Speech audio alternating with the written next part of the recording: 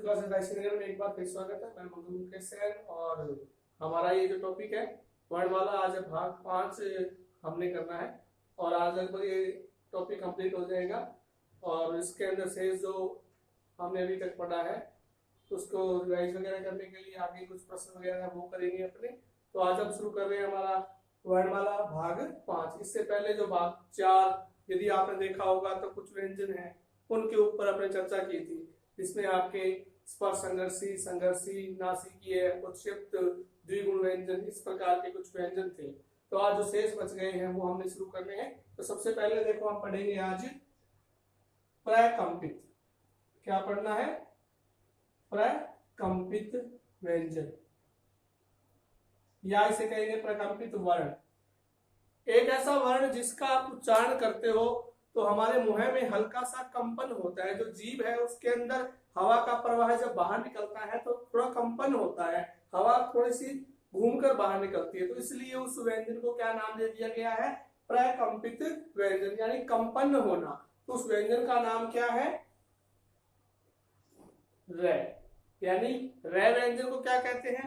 प्रकंपित। यानी प्रकंपित का तात्पर्य समझ आ गया, जिसे कहेंगे कि हल्का सा जब कंपन होता है, जो हवा है जब वो बाहर निकलती है, थोड़ा बेलन के समान, जैसे बेलन को रगड़ते हैं गोल अपने, उसी प्रकार उसका आकार होता है हवा का। इसलिए इसको एक अन्य नाम क्या दे दिया जाता है? लुंठित। किसको? रे वर्ण को लुंठित भी कहा जाता है। और ये इंपॉर्टेंट है, एग्जाम में इसको पूछा हुआ भी है कि निम्न में से कौन सा लुंठित वर्ण है। तो लुंठित वर्ण किसे बोलते हैं? रे को। उसके बाद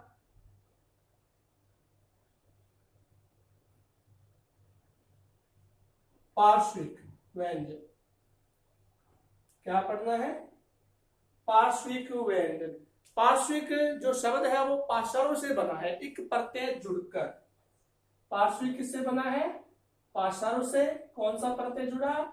इक। तो क्या बन गया? पार्श्विक। पार्श्विक पार्श्व, पार्श्व का मतलब होता है भाग।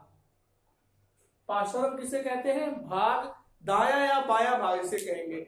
यानी हम जब उस वर्ण का उच्चारण करते हैं तो जो हवा बाहर निकलती है वो हमारे दाएं और बाएं भाग से बाहर निकलती है। जीभ का जो आकार है ऊपर की तरफ हो जाता है, थोड़ा सा गोल।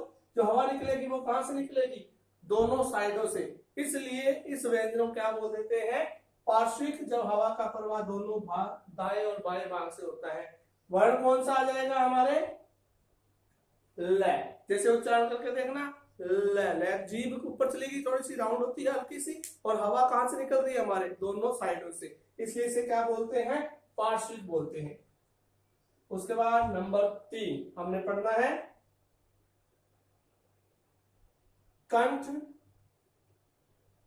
तालव्य। क्या पढ़ना है? कंठ और तालव्य। दो हमारे कुछ वर्ण हैं, उन वर्णों को एक नाम दे दिया गया है, क्या? कंठ तालव्य। यानी उसका उच्चारण स्थान 2 जगह से माना गया है। अब कौन कौन से वर्ण हैं हमारे, ध्यान देंगे हम यहाँ पर। एक तो ए और एक ऐ, दोनों स्वर है। उच्चारण स्थान क्या माना जाता है इनका? कंठ तालव्य। कौन कौन से कहेंगे? ए और ऐ। अब दिमाग में बात आए कि इन्हें कंठ और तालव्य 2 स्थान से क्यों कह दिया गया है। तो ध्यान दें, आपने पहले पाठ के अंदर पढ़ा होगा, आपको पता होगा कि ये हमारे संयुक्त स्वर है। ध्यान दें, क्या है? संयुक्त स्वर, संयुक्त व्यंजन है। उसी प्रकार हमारे पास क्या है? संयुक्त स्वर है, ए और ऐ। इसके अलावा भी है, वो आगे पढ़ते हैं भी। ए हमारा जो स्वर है वो किससे मिलकर बनता है? ए प्लस ई से ए बनता है। ए किससे बनता है? ए प्लस ई से हमारा ए स्वर बनता है। और हमने इससे पहले पढ़ा था कि जो ए स्वर है उसका उच्चारण स्थान क्या है? सूत्र याद करेंगे अपने, अकुह विसर्ग कंठ। सूत्र कौन सा था? अकुह विसर्ग कंठ, यानी ए कंठ है। ए का उच्चारण स्थान क्या है? कंठ। ई का उच्चारण स्थान का सूत्र था ईचु यस तालव्य। तो ई का उच्चारण स्थान क्या है?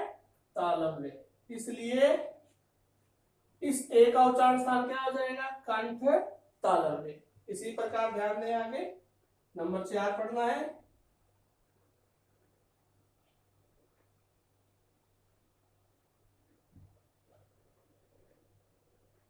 कंठोष्ठ। अब सेम वही बात आ गई कि दो वर्ण हैं हमारे जिनका उच्चारण स्थान कंठ और ओष्ठ दोनों से माना गया है। अब इसी को भी स्वर के अंदर शामिल किया जाता है। इन दोनों को भी कौन से आ जाएंगे वो आपके ओ तथा औ। कौन कौन से दो स्वर हैं हमारे ओ तथा औ। इन दोनों को कंठोष्ठ माना जाता है। कंठोष्ठ का टुकड़ा करेंगे कंठ प्लस ओष्ठ। ये आपके जब संधि पढ़ोगे तो वहां आएगा, ये अपवाद के अंदर आता है। ठीक है, तो कंठोष्ठ में कौन सा आ जाएगा कंठ ओ तथा औ। अब हमें ये पता है कि ओ जो हमारा स्वर है संयुक्त स्वर है, कौन से दो स्वरों से मिलकर बनता है, याद हो आपको तो ध्यान दें। ए तथा उ से मिलकर हमारा ओ बनता है। ए तथा उ से मिलकर हमारा क्या बनता है ओ बनता है। ए का उच्चारण स्थान अभी हमने देखा, ए का उच्चारण स्थान क्या था कंठ। ठीक है, अब उ का उच्चारण स्थान क्या है तो सूत्र याद किया होगा उपओष्ठ। ओष्ठ कौन सा उपओष्ठ, ओष्ठ यानी उ वर्ग वाली लाइन कहां से उच्चारित होती है ओष्ठ से, इसलिए आपका ओ ये रहा अपना यहाँ ओ तथा औ इन दोनों को क्या मानेंगे कंठोष्ठ मानेंगे। महत्वपूर्ण है ये दोनों, ध्यान रखना। कंठ तालव्य में कौन सा आएगा ए तथा ऐ, कंठोष्ठ में कौन सा आएगा ओ तथा औ। उसके बाद नंबर 5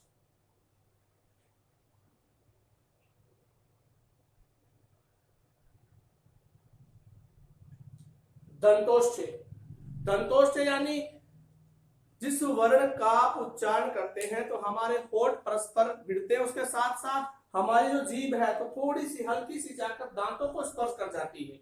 क्या मतलब हुआ दंतोष्ठ का, दांत प्लस ओष्ठ, यानी जीभ का जब हल्का सा स्पर्श दांतों के साथ और होठ जो हमारे हैं वो परस्पर एक दूसरे के साथ हल्का सा लगते हैं, उन वर्ण को क्या कहते हैं दंतोष्ठ कहते हैं। तो दंतोष्ठ में हमारा कौन सा आ जाएगा वह। जैसे उच्चारण करेंगे होठ परस्पर जा रहे हैं वह, तो जीभ हल्की सी जाके स्पर्श करती है दांतों के, तब इसका नाम क्या दे दिया वह। इसके साथ में एक अरबी फारसी की ध्वनि भी है, ध्यान रखना फ। कौन सी फ, इसको भी दंतोष्ठ माना गया है। और ध्वनि कौन सी हमारी है आगत ध्वनि। ठीक है, याद रखेंगे इसको। नंबर 6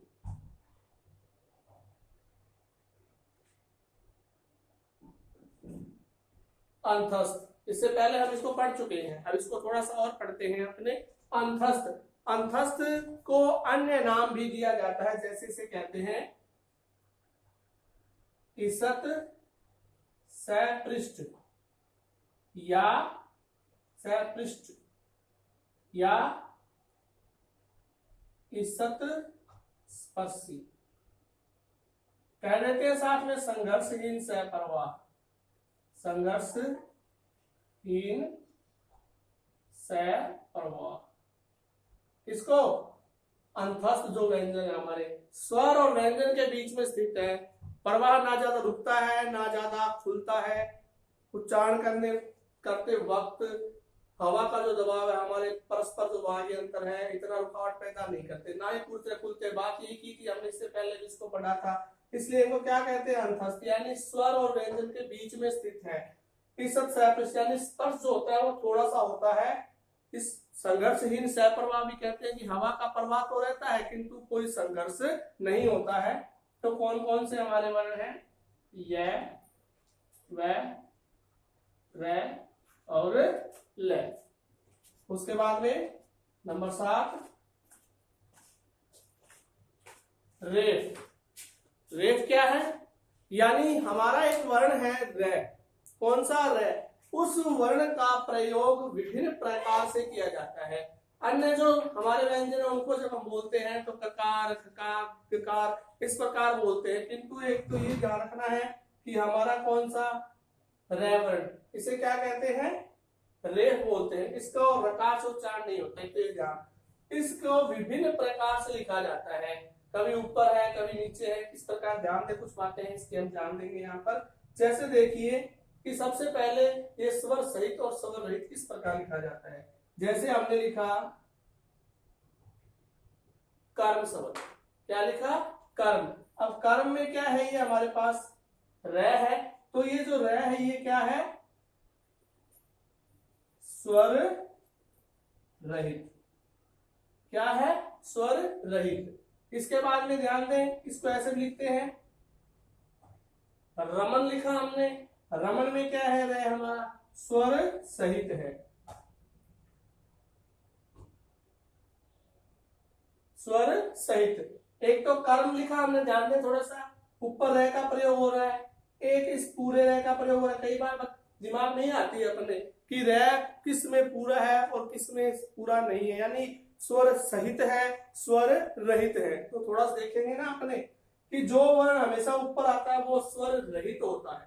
क्या बात कर रहे हैं कि जिस वर्ण का प्रयोग ऊपर किया जा रहा है वो हमेशा क्या होता है, स्वर रहित होता है। जैसे छोटा बच्चा, उसको गोद में ले लें अपने, या उसको ऊपर कंधे के ऊपर बिठा लेंगे, जो ऊपर बैठने वाला है वो बच्चा है, तो बच्चा हमेशा क्या होगा, छोटा होगा। इसी प्रकार जो वर्ण होगा वो भी क्या होगा, छोटा होगा। जैसे हम प्रयोग यहां लिखते हैं, प्रयोग लिखा। अब कईयों को तो यही समझ में नहीं आती है कि ये प्रयोग में पै स्वर रहित है या ये हमारा जो र है वो स्वर रहित है। तो अभी हमने बात की है कि जो हमेशा ऊपर होता है वो छोटा बच्चा मान के रखना है, और वो हमेशा छोटा होता है। तो इसका मतलब क्या हुआ कि स्वर रहित होता है। तो ये जो पै है आपका, ये क्या है, स्वर रहित है, और र हमारा यहाँ क्या है, पूरा है। ठीक है, आ जाएगी बात समझ में। और एक और प्रकार है र का प्रयोग करने का, जो गोल पेट वाले अक्षर होते हैं, जैसे आप जिनका पैंदा जो होता है वो गोल होता है, उनके नीचे प्रयोग होता है। जैसे ये लिखा, क्या लिखा, ट्रक सम लिखा, ड्रम लिखा। अब इसके नीचे जो ये प्रयोग हो रहा है, ठीक है, ये भी र है। एक बात समझने वाली कि हम क्या समझते हैं कि हमने किसी भी दो अक्षर के नीचे ये जो कर दिया ये पूरा र है। महत्वपूर्ण बात समझने के लिए कि ये जो पूरा लिख दिया ना, ये क्या है, पूरा, ये पूरा र है, जबकि ये पूरा र नहीं होता है। इसमें दो हैं आपके चिन्ह जिसे आप कहोगे।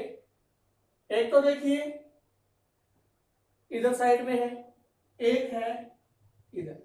जो ये इधर लगा हुआ है, ध्यान दें, जैसे हमने ट्रक के नीचे ये लिखा है इधर वाला, ये तो आपके है हलंत। क्या है ये, हलंत।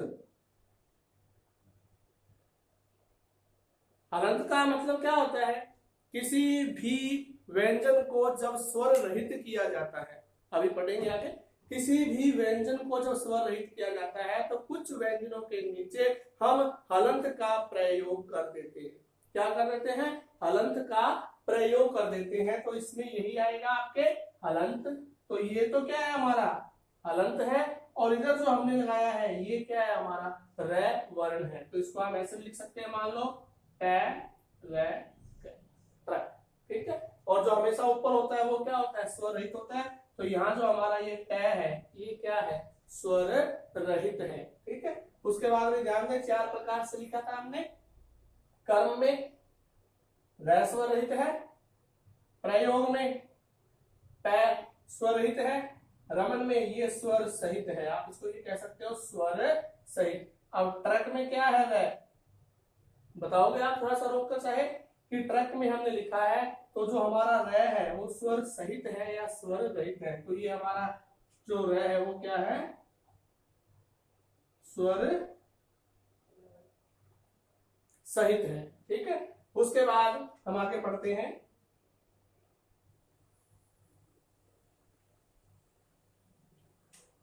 मात्रा।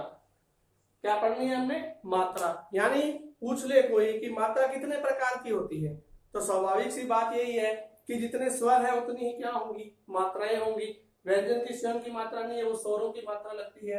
तो अब मात्रा कितनी है पूछता है, तो ध्यान रखेंगे हम कि स्वर कितने हैं, 11 हैं, किंतु जो मात्राएं हैं वो 10 ही मानी गई है।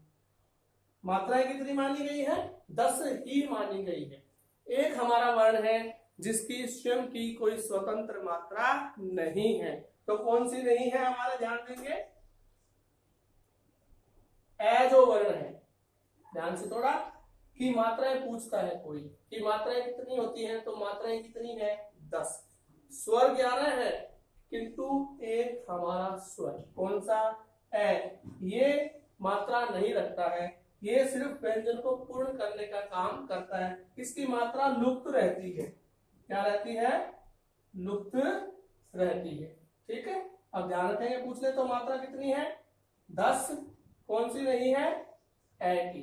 ठीक है, उसके बाद में आगे पढ़ते हैं वर्तस्य। क्या पढ़ेंगे? वर्तस्य, बहुत ही महत्वपूर्ण पार्ट इसका। नंबर 8 के बाद नंबर 9, और इसे मैं इंपॉर्टेंट मानता हूं। क्या है? इंपॉर्टेंट, हमारा महत्वपूर्ण है वर्तस्य। वर्ष बोलते हैं मसूड़े को। वर्ष किसे बोलते हैं? मसूड़े को।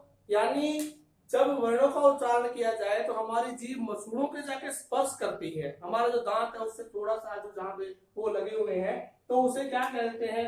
वर्तस्य बोल देते हैं। वर्ष का मतलब क्या होता है? मसूड़ा। ठीक है, अब कौन कौन से हमारे वर्ण हैं, तो हमने उनके अंदर माने हैं न, स, ल। न, स, ल, एक दूसरी ध्वनि हमारी अरबी फारसी की ज, तो क्या मानी जाती है? वर्तस्य मानी जाती है। याद करना हो तो इसको इकट्ठा जोड़ दो, नसल्ज बोल दो इसको। क्या बोल दे? नसल्ज बोल दे। 3 आएंगे, न, स और ल। ठीक है, उसके बाद में 10 नंबर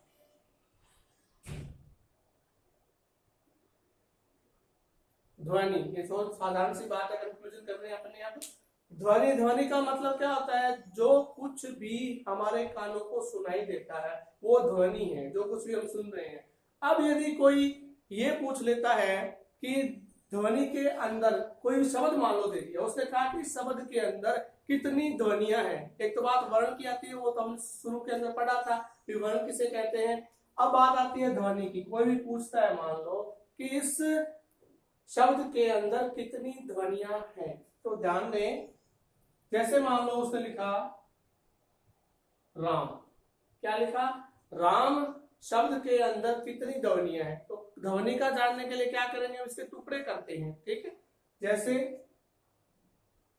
रे, स्वर कौन सा? आ का। मैं, स्वर कौन सा? ए का। स्वर कौन सा? ए का। यानी राम हमारे पास शब्द है, उसके अंदर पूछता है ध्वनि कितनी है, तो कितनी ध्वनियां हैं? रे प्लस आ, मैं प्लस ए, तो ध्वनियां पूछता है। तो ध्यान देंगे थोड़ा सा यहाँ पर, यदि किसी भी शब्द के अंतिम वर्ण के अंदर ए ध्वनि आती है, क्या कह रहा हूं? किसी भी शब्द के अंतिम वर्ण के अंदर यदि कौन सी ध्वनि आती है? रे ध्वनि आती है, तो उसको गिना नहीं जाता है। क्या नहीं किया जाता? उसको गिना नहीं जाता है। अब राम शब्द को यदि पूछता है कितनी ध्वनियां हैं, तो इसमें कितनी ध्वनियां हो जाएंगी? 1 2 3, अभी से नहीं गिनेंगे तो 3 ध्वनियां हैं। आ जाएगी बात समझ में?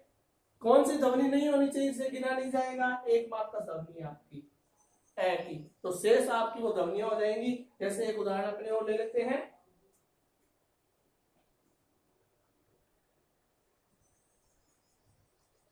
महादेव। कि महादेव शब्द है, उसमें कितनी ध्वनियां हैं, तो टुकड़े करेंगे हम। मैं प्लस ए, है प्लस आ,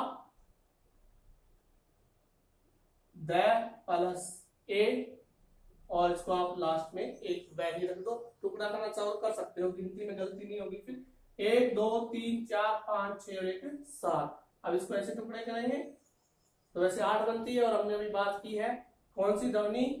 ए यदि अंतिम ध्वनि हो तो उसको गिना नहीं जाता है। अब उसके बाद हम पढ़ेंगे यहां पर अक्षर। क्या पढ़ेंगे? अक्षर।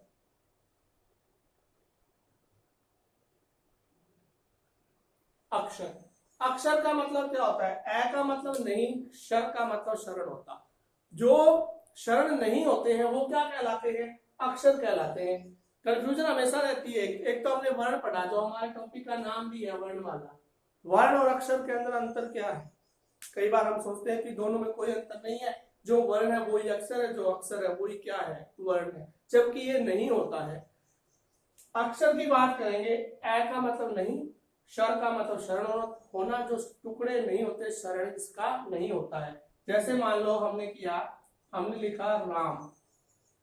अब राम आपका अक्षर है, इसको हम इस प्रकार परिभाषित कर सकते हैं कि कोई भी ध्वनि हम बोल रहे हैं उसको हमारे फेफड़ों का जो आघात है वो एक बार ही हवा भरकर उच्चरित हो जाए, यानी हवा का कंपन 2 बार नहीं होना चाहिए, रुकना नहीं चाहिए बीच के अंदर। तो छोटे छोटे शब्द हैं वो ही इसके अंदर शामिल किए जाते हैं, जिसमें आएंगे राम, नाम, काम, धाम, इस प्रकार के ये क्या कहलाते हैं? अक्षर कहलाते हैं।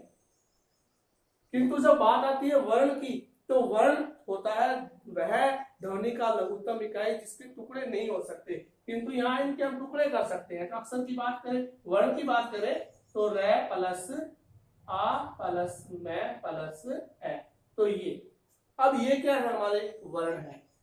कोई भी वर्ण अक्षर हो सकता है, कोई भी वर्ण अक्षर हो सकता है, किंतु कोई भी अक्षर वर्ण नहीं हो सकता, क्योंकि अक्षर में एक ध्वनि भी हो सकती है, अक्षर में एक ध्वनि भी हो सकती है और एक से अधिक ध्वनि भी हो सकती है।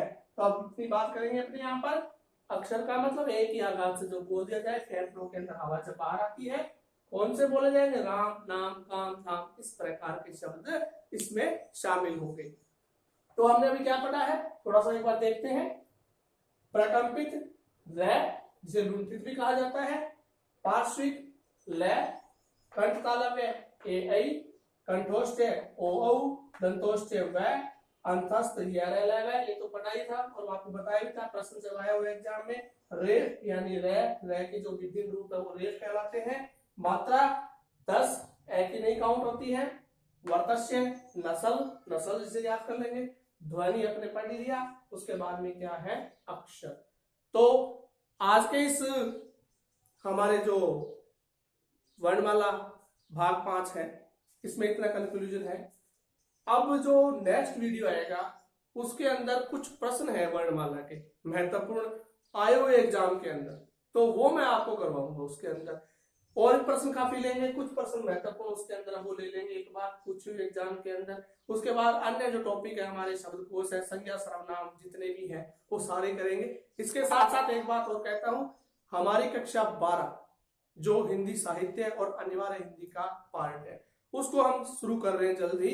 कोई भी कक्षा 12 में पढ़ने वाला आपका जानकार है, आपका भाई है, आपकी सिस्टर वगैरह है, बहन है, कोई भी, आप उनको जरूर बताएं कि वो इस चैनल को सब्सक्राइब करें और घर बैठे ही जितने भी पहले व्याकरण का पाठ, फिर काव्य शास्त्र, फिर जितने भी पाठ वगैरह हैं, पद्य भाग, फिर गद्य भाग, तो वो सब हम इस चैनल के माध्यम से आपको देंगे।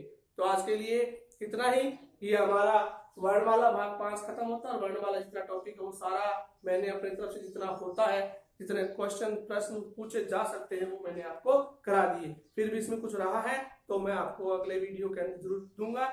आज के लिए इतना ही। धन्यवाद। जय हिंद, जय भारत।